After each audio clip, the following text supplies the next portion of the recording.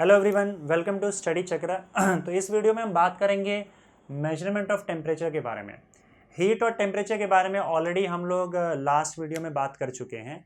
यहाँ पे टेम्परेचर को कैसे मेजर किया जाता है ये हम लोग चेक करते हैं। देखो, किसी बॉडी का टेम्परेचर कम है या फिर ज़्यादा, ये क्वालिटेटिवली आप सेंस करके बता सकते हो। जैसे अगर मैं यहाँ पे एक आइस का टुकड़ा रखूँ, मतलब बर्फ़ का टुकड़ा रखूँ, और यहाँ पे अगर मैं एक गर्म चाय रखता हूँ, तो आप बस सेंस करके बता सकते हो। जैसे आप इसको टच करोगे और इसको टच करोगे तो आप बता दोगे कि भाई इसका टेम्परेचर जो है वो ज़्यादा है और इसका टेम्परेचर कम है। तो ऐसे अलग अलग ऑब्जेक्ट को हम टच करके, सेंस करके ये तो ज़रूर बता सकते हैं कि किसका टेम्परेचर ज़्यादा है और किसका कम है। लेकिन आपको जो एग्जैक्ट वैल्यू अगर पता करना है तो फिर ये जो तरीका है ये तरीका रिलायबल नहीं है। क्यों नहीं है? देखो, क्योंकि ये तरीका जो है आपको धोखा दे सकता है।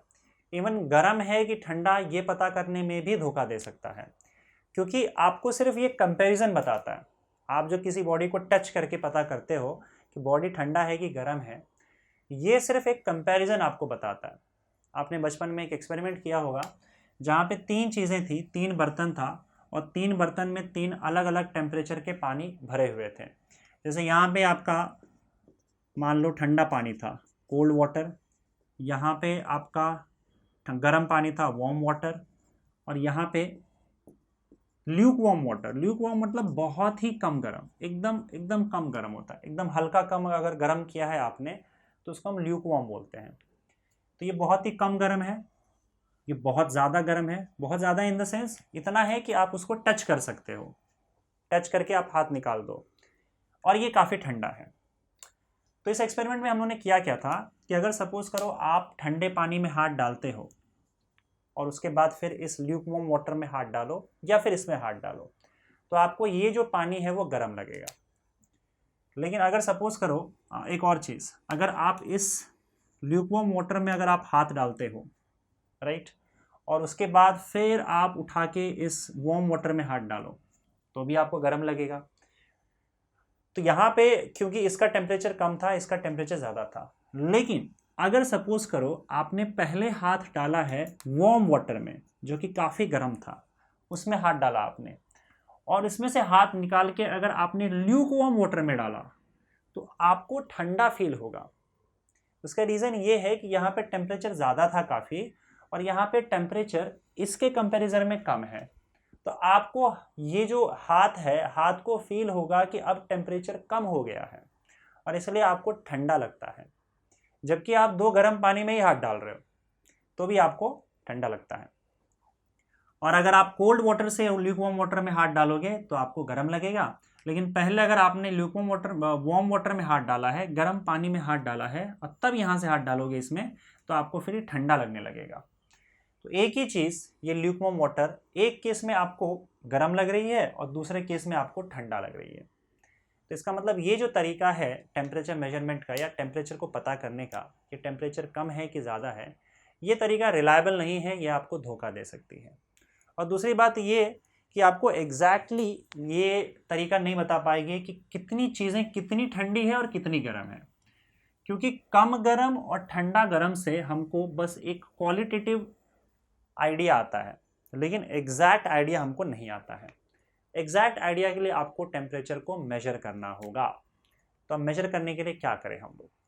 तो मेजर करने के लिए हम लोग करते क्या हैं कि टेम्परेचर पे कौन से प्रॉपर्टीज़ डिपेंड करता है, हम उन प्रॉपर्टीज़ को देखते हैं पहले, और उन प्रॉपर्टीज़ के बेसिस पे हम लोग टेम्परेचर का स्केल बनाते हैं और स्केल पे टेम्परेचर को हम लोग मेजर करते हैं। तो इस तरीके से एक्चुअली में हम यहाँ पे दो स्केल के बारे में बात करेंगे जो टेम्परेचर को मेजर करता है। अब ये कैसे होता है? देखो, जैसे मान लो हमने क्या किया, तुमको पता होगा कि एक ग्लास है, ग्लास के अंदर हम लोगों ने मर्क्यूरी भर दिया, ठीक है। मर्क्यूरी या फिर कोई भी एक ऐसे लिक्विड ले लो। अब होता क्या है कि जब आप उसको हीट करोगे तो लिक्विड या फिर जो मर्क्यूरी आपका है वो एक्सपैंड होगा। तो हम लोग को ये बात पता है कि आप अगर टेम्परेचर बढ़ाते हो सब्सटेंस का, खासकर लिक्विड का या फिर गैस का, तो वो एक्सपैंड होता है, राइट। तो अगर ये एक्सपैंड हो रहा है तो हम इस एक्सपेंशन वाले प्रॉपर्टी का यूज़ करते हैं। अगर उस सब्सटेंस का टेम्परेचर ज़्यादा है तो इसका मतलब वो ज़्यादा एक्सपैंड होगा, उसका वॉल्यूम ज़्यादा होगा। अगर वॉल्यूम कम हो गया तो इसका मतलब उसका टेम्परेचर भी कम हो गया। तो यहाँ क्लियरली आपका जो टेम्परेचर है और वॉल्यूम में सीधा रिलेशन है कि अगर आपने टेम्परेचर बढ़ाया तो वॉल्यूम बढ़ जाएगा, टेम्परेचर कम किया तो वॉल्यूम कम हो जाएगा।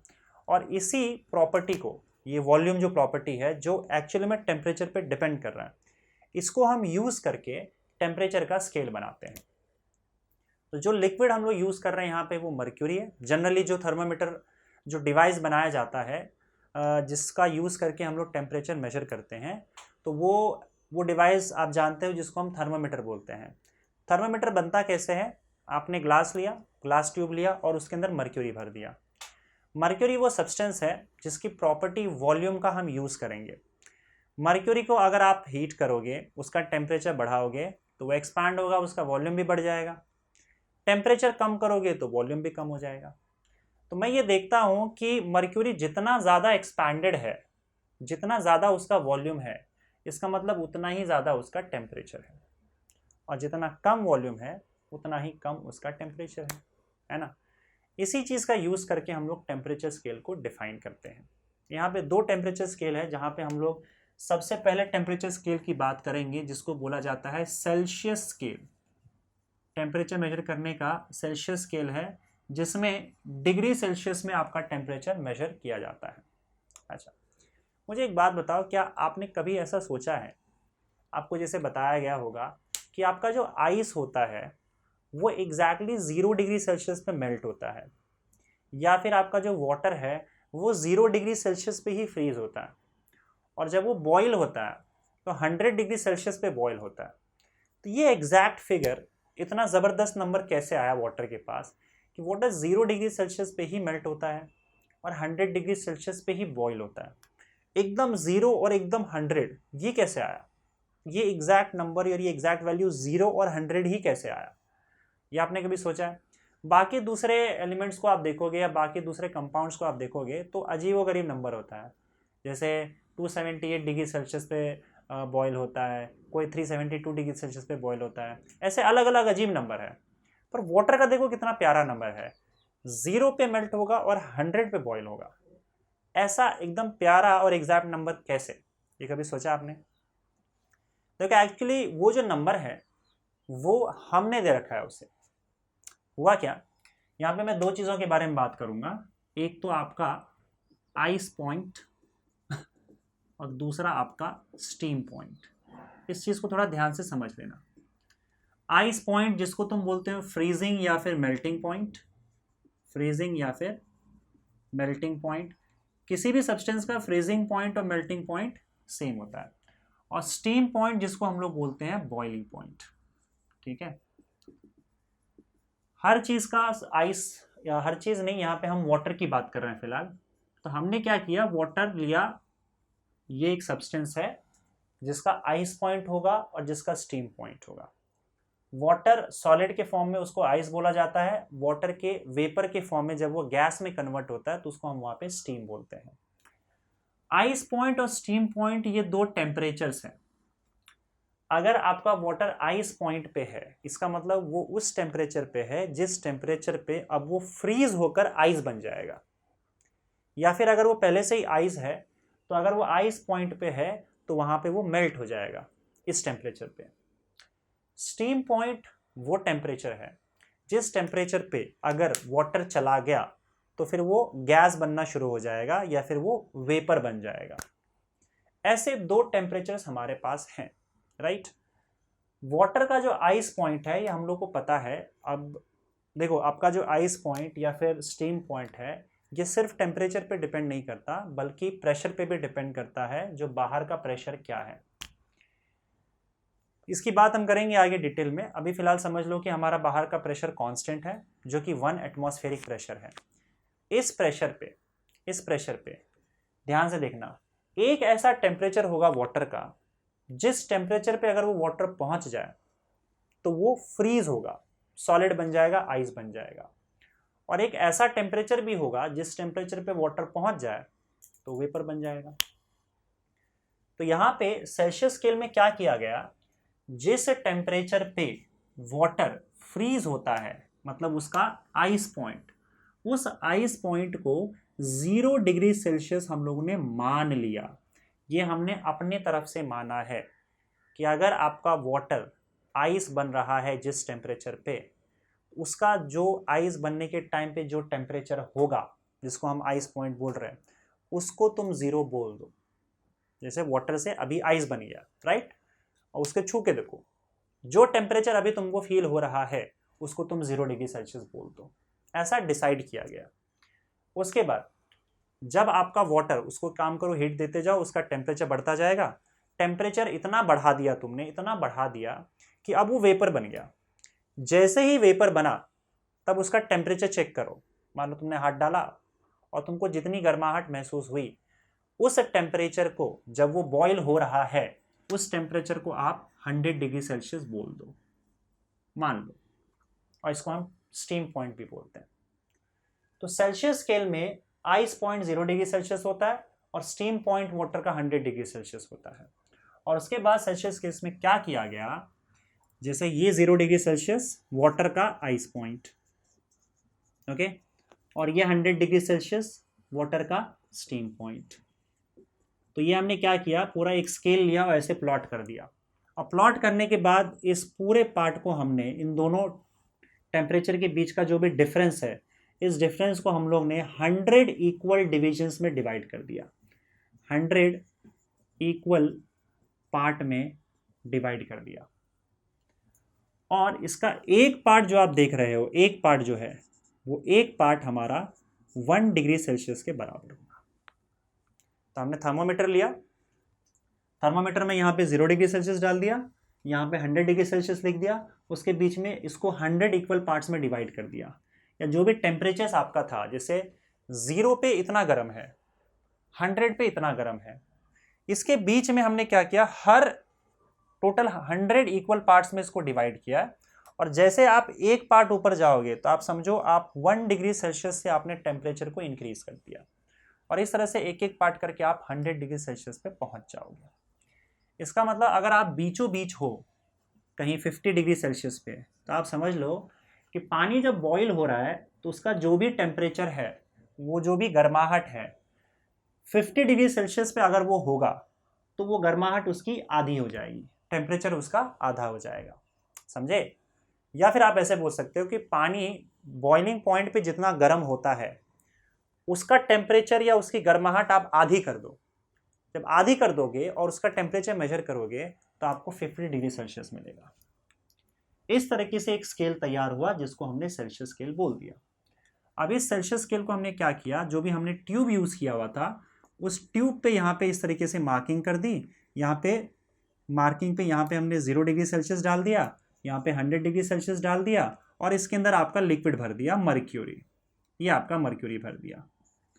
और हमने देखा कि अगर हमने मर्क्यूरी को कुछ नहीं किया है, मर्क्यूरी को कुछ नहीं किया है, तो मर्क्यूरी हमेशा 37 के सामने होता है।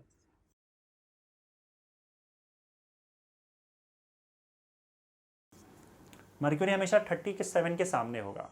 अगर मैं टेम्परेचर बढ़ाता हूं तो मर्क्यूरी होगा एक्सपैंड, एक्सपैंड होके मान लो यहाँ पे 50 पे चला गया, तो मैं बोल दूंगा कि जो भाई मैंने टेम्परेचर इसका बढ़ाया है वो 37 से 50 डिग्री सेल्सियस पे कर दिया। हाँ, अगर मान लो आपने इसको किसी ठंडी चीज में डाल दिया, एकदम ठंडी चीज में डाल दिया, मान लो आपने एकदम आइस फिलहाल बना हुआ है और आइस में इसको टच कर दिया, तो अब आप क्या कर रहे हो, मर्क्यूरी से हीट छीन रहे हो, मर्क्यूरी से हीट पास होगा आइस में, तो मर्क्यूरी कॉन्ट्रैक्ट होने लगेगा। और मर्क्यूरी आप फाइनली देखोगे कि ये 0 डिग्री सेल्सियस पे पहुंच चुका है, एकदम कॉन्ट्रैक्ट हो गया, और आपको मर्क्यूरी का लेवल जो है वो 0 डिग्री सेल्सियस पे मिलेगा। तो आप बोलोगे कि हाँ, आइस का टेम्परेचर 0 डिग्री सेल्सियस है। मान लो आपने चाय है आपके पास, गर्म चाय है, उसमें आपने डुबो दिया, तो आप देखोगे थर्मोमीटर फट करके ऊपर चला गया, मान लो 98 पे चला गया, तब मैं बोलूँगा कि अच्छा, चाय से हीट अंदर पास हुआ और हीट मिलने की वजह से मर्क्यूरी हुआ एक्सपैंड, और एक्सपैंड होने के बाद 98 डिग्री सेल्सियस पे पहुंच गया। तो चाय का टेम्परेचर 98 डिग्री सेल्सियस है। इस तरीके से सेल्सियस स्केल का यूज करके हम लोग ने ये थर्मामीटर बनाया। समझ गए? क्लियर है? ओके। तो एक तो भाई आपका स्केल हो गया सेल्सियस स्केल। दूसरा एक स्केल मैं और बताता हूँ जिसको बोला जाता है फ़ारेनहाइट स्केल। इसी थर्मामीटर में एक और मार्किंग होती है और वो मार्किंग होती है डिग्री फ़ारेनहाइट में। देखो आपने सुना होगा कि जैसे आप डॉक्टर के पास जाओगे तो डॉक्टर क्या करता है, थर्मामीटर लगाता है और जब आप उसको बोलते हो कि भाई कितना बुखार है तो वो बोलेगा आपको 99। अब 99 आपके बॉडी का टेम्परेचर डिग्री सेल्सियस में नहीं है। हमारे बॉडी का नॉर्मल टेम्परेचर 37 डिग्री सेल्सियस होता है। अगर 1-2 डिग्री से भी आपका टेम्परेचर बढ़ा तो बड़ा खतरनाक काम हो सकता है और आप परेशानी में आ सकते हो। तो ये तो कंफर्म है कि 99 डिग्री सेल्सियस तो नहीं होगा हमारे बॉडी का टेम्परेचर, इतना ज़्यादा तो नहीं बढ़ेगा 37 से। एक्चुअली में जो वैल्यू है वैल्यू आपका फ़ारेनहाइट में बोलता है डॉक्टर, या थर्मामीटर में आपको 99 डिग्री फ़ारेनहाइट दिखाया जाता है। ये एक और यूनिट है, एक और स्केल है जो टेम्परेचर को मेजर करता है। तो यहाँ पे हमारे बॉडी का नॉर्मल टेम्परेचर 98 डिग्री फ़ारेनहाइट होता है, 98 डिग्री फ़ारेनहाइट। ओके। और अगर आप इसमें आपका टेम्परेचर बॉडी का बढ़ता है तो 98 से ज़्यादा दिखाएगा। अब ये फ़ारेनहाइट स्केल में किया क्या जाता है, देखो हमारे पास 2 वाटर का टेम्परेचर था, एक को हमने बोला आइस पॉइंट। इस टेम्परेचर पे जो आपका आइस है वो मेल्ट होता है या फिर वाटर फ्रीज होता है। दूसरा आपका क्या था बताओ, स्टीम पॉइंट। स्टीम पॉइंट एक ऐसा टेम्परेचर जहां पे आपका वाटर बॉयल होना शुरू हो जाता है। हमने इसको 0 बोला और इसको 100 बोला सेल्सियस स्केल में, लेकिन यहाँ पे फ़ारेनहाइट के स्केल में इसका नंबर जो है नंबरिंग अलग कर दिया गया। नंबरिंग में इसको 212 डिग्री फ़ारेनहाइट बोला गया और इसको 32 डिग्री फ़ारेनहाइट बोला गया, नंबर अलग कर दिया। तो आइस पॉइंट माना गया 32 और स्टीम पॉइंट माना गया 212। मतलब आप बोल सकते हो कि इसका जो भी टेम्परेचर है फिलहाल जिस पे आइस मेल्ट हो रहा है उस टेम्परेचर को आप 32 मान लो। इस स्केल में जो नया स्केल हमारा, नया स्केल क्या है, नया स्केल आपका फ़ारेनहाइट स्केल है। तो फ़ारेनहाइट स्केल में नंबर हमने चेंज कर दिया, ठीक है, डिग्री फ़ारेनहाइट। इसमें आइस पॉइंट को हम 0 ना मानकर 32 मानते हैं, स्टीम पॉइंट को हम 100 ना मान के 212 मानते हैं। और अगेन हमने क्या कर दिया, इसको प्लॉट किया यहाँ पे। तो यहाँ पे हमको मिला 32 से स्टार्ट होगा, यहाँ पे आपका आइस पॉइंट है, 32 degree Fahrenheit is your eyes point. और यहाँ पे 212 तक गए, 212 degree Fahrenheit is your steam point. समझ में आ रहा है कि नहीं? और अब इनका डिफरेंस चेक कर लो। 212 माइनस 32 करोगे तो 180 आता है, 212 माइनस 32 करोगे तो आपका 180 आता है। फिर हमने क्या किया, इसको 100 इक्वल पार्ट्स में नहीं डिवाइड किया, हमने इसको 180 इक्वल पार्ट्स में डिवाइड कर दिया। इस पूरे पार्ट को 180 इक्वल पार्ट्स में टेम्परेचर डिफरेंस को डिवाइड कर दिया, 180 इक्वल पार्ट्स। और आपका एक पार्ट जो है, एक पार्ट ये 1 डिग्री फ़ारेनहाइट को रिप्रेजेंट करता है। समझे? तो वहाँ 0 और 100 के बीच में हमने 100 डिविजन्स किए थे। यहाँ पे 32 और 212 डिग्री फ़ारेनहाइट के बीच में टोटल 180 इक्वल पार्ट्स में डिवाइड किया और एक पार्ट मतलब 1 डिग्री फ़ारेनहाइट। तो यहाँ पे आइस पॉइंट और स्टीम पॉइंट का वैल्यू ही अलग ले लिया गया, किसमें, फ़ारेनहाइट स्केल में। राइट? ठीक है, समझ में आ रहा है? अब क्वेश्चन ये है कि अगर हम डिग्री फ़ारेनहाइट और यहाँ पे अगर हम लोग सेल्सियस वाला स्केल दोनों को बनाएं तो दोनों में देखो डिफरेंस क्या होगा। अब देखो आपका 32 डिग्री फ़ारेनहाइट आइस पॉइंट है, लेकिन सेल्सियस स्केल में ये आइस पॉइंट होता है 0 डिग्री सेल्सियस। अगर यहाँ पे 212 डिग्री फ़ारेनहाइट है तो यहाँ पे स्टीम पॉइंट होता है 100 डिग्री सेल्सियस। यहाँ पे आपने 180 इक्वल पार्ट्स में डिवाइड किया, यहाँ पे हम इसको 100 इक्वल पार्ट्स में डिवाइड कर रहे हैं, 100 ही है ना। तो यहाँ पे जैसे अगर मान लो 52 डिग्री फ़ारेनहाइट है तो यहाँ पे कहीं पे आपका हो सकता है 30 डिग्री सेल्सियस, ऐसे अलग अलग होंगे वैल्यू। तो भाई इस लेवल पे कौन सा वैल्यू आ रहा है, मतलब अगर मेरा टेम्परेचर 30 डिग्री सेल्सियस है तो मेरा फ़ारेनहाइट में उसका क्या वैल्यू होगा, ये हम लोग को जानना है। अगर मेरा टेम्परेचर मान लो 70 डिग्री सेल्सियस है तो फ़ारेनहाइट में उसका क्या वैल्यू होगा, ये हम लोग को चेक करना है। तो यहाँ पे आप लोगों को बस एक इक्वेशन ध्यान में रखना है, और वो इक्वेशन ध्यान से देखो क्या होगा। देखो हम यहाँ पे डिग्री फ़ारेनहाइट और सेल्सियस में टेम्परेचर मेजर कर रहे हैं। तो देखो यहाँ पे जो वैल्यू आपको याद रखना है वो TF -32 upon 180 is equal to TC -0 upon 100। TF temperature Fahrenheit में है और TC टेम्परेचर आपका सेल्सियस स्केल में है। फ़ारेनहाइट स्केल और सेल्सियस स्केल के बीच में आपका जो रिलेशन है वो कुछ इस तरह से होगा। ठीक है, अगर आप ये 0 ना भी लिखो तो चलेगा। इसको देखो याद करने का तरीका देखो क्या है। फ़ारेनहाइट का आप टेम्परेचर लिखो TF और उसमें से उसका जो आइस पॉइंट है वो माइनस कर दो, minus ice point divided bye उसका स्टीम पॉइंट। उसी तरह से TC माइनस आइस पॉइंट 0 है ना इसका, divided by steam point. Sorry steam point नहीं 100 इसका, सॉरी वापस बोल रहा हूं मैं।